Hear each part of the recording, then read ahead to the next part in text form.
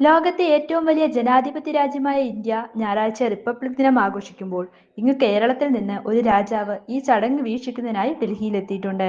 ചെങ്കോലും കിരീടവുമൊക്കെയായി ഇടുക്കി കാഞ്ചിയാർ പഞ്ചായത്തിലെ കോവിൽമലയിൽ നിന്നുള്ള മന്നാൻ സമുദായ രാജാവ് രാമൻ രാജമന്നാനും ഭാര്യ ബിനു മോളുമാണ് ചടങ്ങിൽ അതിഥികളായി എത്തുന്നത്. പരിപാടിയിൽ പങ്കെടുക്കാൻ ഇന്ത്യയിലെ വിവിധ സംസ്ഥാനങ്ങളിൽ നിന്നുള്ള ഗോത്ര സമൂഹങ്ങളിൽ നിന്ന് തിരഞ്ഞെടുക്കപ്പെട്ട വ്യക്തികളിൽ ഒരാളാണ് രാജമന്നാൻ. കേരളത്തിലെ 3000-ഓളം വരുന്ന മന്നാൻ ആദിവാസി കുടുംബങ്ങളുടെ തലവൻ. ദക്ഷിണേന്ത്യയിലെ ഒരേ ഒരു ആദിവാസി രാജവംശമാണിത്. 39-കാരനായ രാമൻ രാജമന്നാൻ മന്നാൻ സമുദായത്തിന്റെ 17ാമത്തെ രാജാവാണ്. മുൻ രാജാവായ അരിയാൻ രാജമന്നാന്റെ മരണശേഷം 12 വർഷങ്ങൾക്ക് മുൻപാണ് ഇപ്പോഴത്തെ രാജാവ് സിംഹാസനത്തിലേറിയത്. പരമ്പരാഗതമായി പിന്തുടർന്നു വരുന്ന ആചാര അനുഷ്ഠാനങ്ങളിൽ രാജാവിന് വലിയ പ്രാധാന്യം ഈ സമുദായം നൽകി വരുന്നു.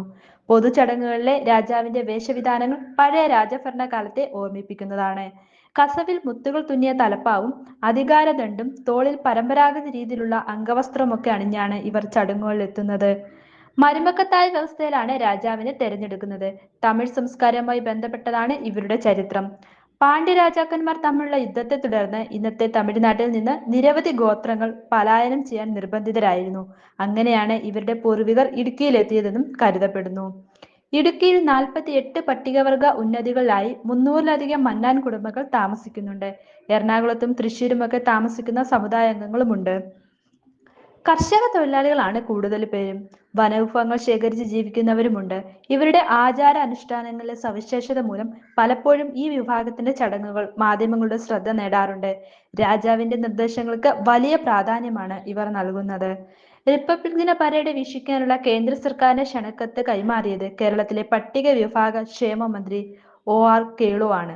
രാജ്യത്തിന്റെ ഈ ക്ഷണം തനിക്കുള്ള ബഹുമതിയാണെന്ന് രാമൻ രാജമന്നാൻ ഇന്ത്യൻ എക്സ്പ്രസിനോട് പ്രതികരിച്ചു. 80-കളുടെ തുടക്കത്തിൽ മന്നാൻ സമുദായാംഗമായ പാണ്ഡ്യൻ ഡൽഹിയിൽ നടന്ന റിപ്പബ്ലിക് ദിനാഘോഷങ്ങളിൽ പങ്കെടുത്തിരുന്നു. ചടങ്ങിനായി ക്ഷണിക്കപ്പെട്ട സമുദായത്തിലെ ആദ്യത്തെ രാജാവാണ് ഞാനെന്നും അദ്ദേഹം കൂട്ടിച്ചേർത്തു.